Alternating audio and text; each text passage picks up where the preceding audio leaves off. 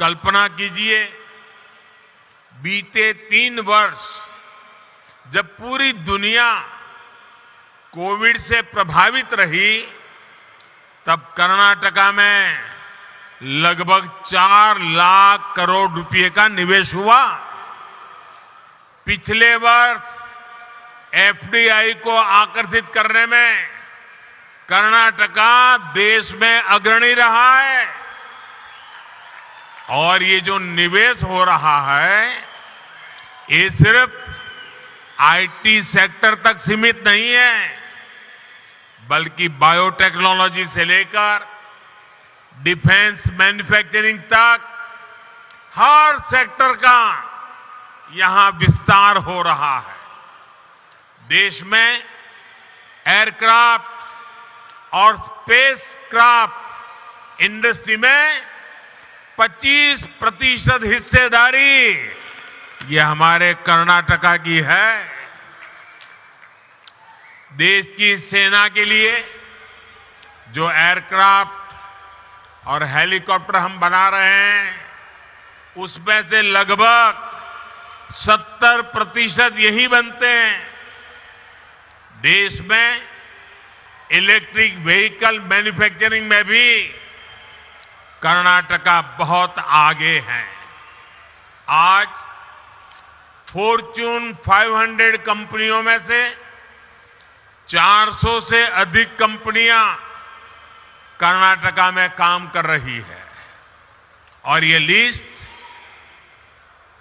लगातार बढ़ रही है। ये सब कुछ इसलिए हो रहा है क्योंकि आज कर्नाटका डबल इंजन की ताकत से चल रहा है। भाइयों और बहनों, आज बात चाहे गवर्नेंस की हो या फिर फिजिकल और डिजिटल इंफ्रास्ट्रक्चर के निर्माण की, भारत एक अलग ही लेवल पर काम कर रहा है। आज पूरी दुनिया हैरान होती है जब भारत के डिजिटल पेमेंट भीम यूपीआई के बारे में सुनती है। क्या 8 वर्ष पहले ये कल्पना करना भी संभव था?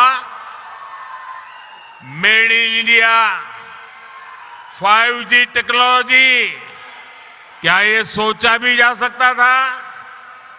इन सब में बेंगलुरु के युवाओं की, यहां के प्रोफेशनल्स की बहुत बड़ी भूमिका है।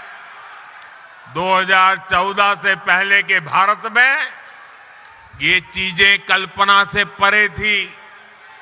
इसका कारण ये है कि तब जो सरकारें थी, उनकी सोच ही पुरानी थी। पहले की सरकारें स्पीड को लग्जरी तो स्केल को रिस्क मानती थी। हमने ये धारणा बदल दी है। हम स्पीड को भारत की आकांक्षा मानते हैं और स्केल को भारत की ताकत मानते हैं। इसलिए आज भारत पीएम गति शक्ति नेशनल मास्टर प्लान के तहत देश में इंफ्रास्ट्रक्चर का विकास कर रहा है। हम सभी साक्षी हैं कि कैसे अतीत में इंफ्रास्ट्रक्चर के निर्माण में सबसे बड़ी समस्या तालमेल की रहती थी। जितने ज्यादा विभाग, जितनी ज्यादा एजेंसियां, उतनी ही देरी निर्माण में होती थी। इसलिए हमने तय किया कि सबको एक प्लेटफॉर्म पर लाया जाए। आज पीएम गति शक्ति नेशनल मास्टर प्लान के तहत 1500 से ज्यादा लेयर्स भी हैं। डेटा विभिन्न एजेंसियों को सीधे उपलब्ध हो रहा है। आज केंद्र और राज्य सरकारों के दर्जनों मंत्रालय, दर्जनों विभाग इस प्लेटफॉर्म से जुड़ चुके हैं। आज देश नेशनल इंफ्रास्ट्रक्चर पाइपलाइन के तहत इंफ्रा पर लगभग 110 लाख करोड़ रुपए के निवेश का लक्ष्य लेकर चल रहा है। देश में ट्रांसपोर्ट के हर माध्यम एक दूसरे से जुड़े, एक दूसरे को सपोर्ट करें, इसके लिए देश का बल, पूरी ताकत मल्टी मॉडल इंफ्रास्ट्रक्चर पर है। कुछ समय पहले ही देश ने नेशनल लॉजिस्टिक पॉलिसी भी लॉन्च की है। ये पॉलिसी देश में ट्रांसपोर्टेशन का खर्च कम करने, ट्रांसपोर्टेशन को इनोवेटिव बनाने में मदद करेगी। साथियों, भारत को विकसित बनाने के लिए फिजिकल इंफ्रास्ट्रक्चर के साथ ही देश के सोशल इंफ्रास्ट्रक्चर का भी मजबूत होना उतना ही आवश्यक है। मुझे खुशी है कि कर्नाटका की डबल इंजन सरकार सोशल इंफ्रा पर भी उतना ही ध्यान दे रही है। बीते 8 वर्षों में देश में गरीबों के लिए 3.5 करोड़ घर बनाए गए हैं।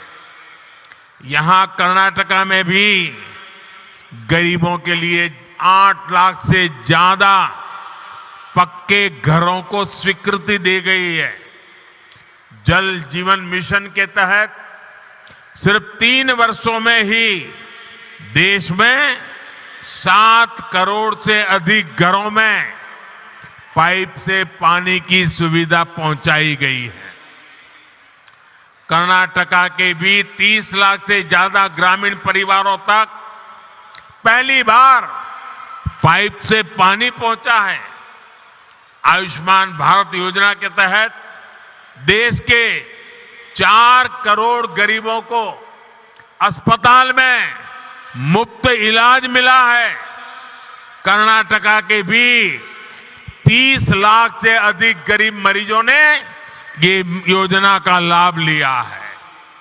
मुझे खुशी है कि इन सुविधाओं की सबसे अधिक लाभार्थी हमारी माताएं हैं, हमारी बहनें हैं, हमारी बेटियां हैं।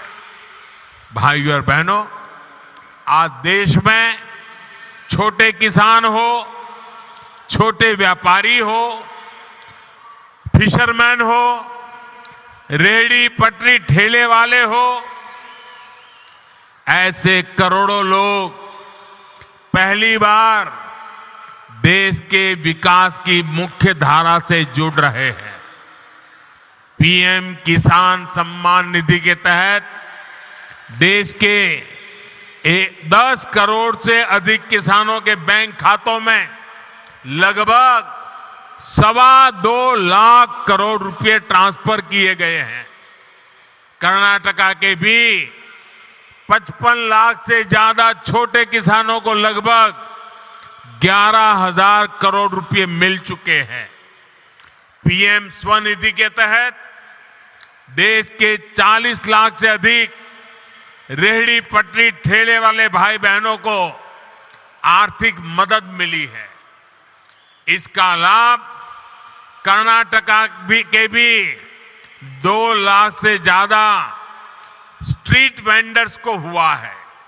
साथियों, इस बार 15 अगस्त को लाल किले से मैंने अपने देश की विरासत पर गर्व की बात कही थी। हमारी ये विरासत सांस्कृतिक भी है, आध्यात्मिक भी है। आज भारत गौरव रेल देश के आस्था और आध्यात्म के स्थलों को जोड़ने के साथ ही एक भारत श्रेष्ठ भारत की भावना को भी मजबूत कर रही है। इस वर्ष अब तक देश के अलग अलग हिस्सों के लिए इस ट्रेन की 9 यात्राएं पूरी हो चुकी हैं।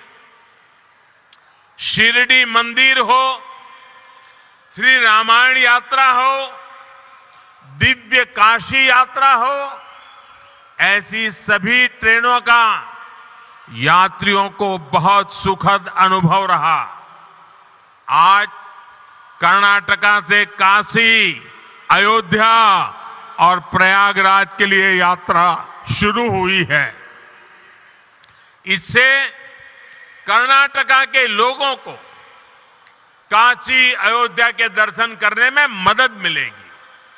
भाइयों और बहनों, भगवत भक्ति और सामाजिक शक्ति से कैसे समाज को जोड़ा जा सकता है, इसकी प्रेरणा हमें संत कनकदास जी से भी मिलती है।